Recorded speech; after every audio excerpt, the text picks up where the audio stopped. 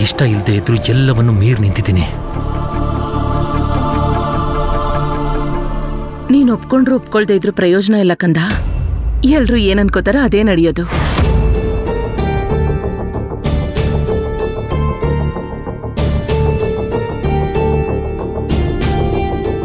ಈಗ ಹೇಳು ಕಂದ, ಮದ್ವೆ ಅಂತೂ ಆಗೋಯ್ತು.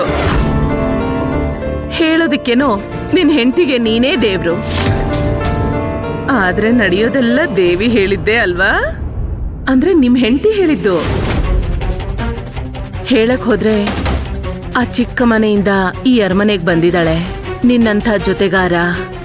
ಇಷ್ಟೆಲ್ಲ ಸಿರಿ ಸಂಪತ್ತು, ಇಷ್ಟೆಲ್ಲ ಐಶ್ವರ್ಯ, ಇಷ್ಟೆಲ್ಲ ಸುಖ ಶಾಂತಿ ಕನಸು ಅನ್ಸಿರ್ಬೋದಲ್ಲ ಅವಳಿಗಂತೂ. ಹೇಗೋ ಒಂಥರ ಪೂಜಾ ಸೊಸೆ ತನ್ನ ಕನಸನ್ನ ನನಸು ಮಾಡ್ಕೊಂಡ್ಬಿಟ್ಲು. ಅಂದ್ರೆ ಹೇಗಾದ್ರೂ ಸರಿ ಅವಳು ಅನ್ಕೊಂಡಿದ್ ಮಾಡ್ಬಿಟ್ಲು ಅಂತ. ತುಂಬಾ ಹುಷಾರಿದ್ದಾಳೆ ನನ್ ಪೂಜಾ ಸೊಸೆ. ಗೊತ್ತು ಅವಳಿಗೆ ಯಾವ ಕೆಲ್ಸಕ್ಕೋಸ್ಕರ ಅವಳನ್ನ ಈ ಮನೆಗೆ ಕರ್ಕೊಂಡ್ ಬಂದಿದಾರೋ ಅದಕ್ಕೋಸ್ಕರ ಎಲ್ರ ಮುಂದೆ ಅವಳು ಆದರ್ಶ ಪತ್ನಿ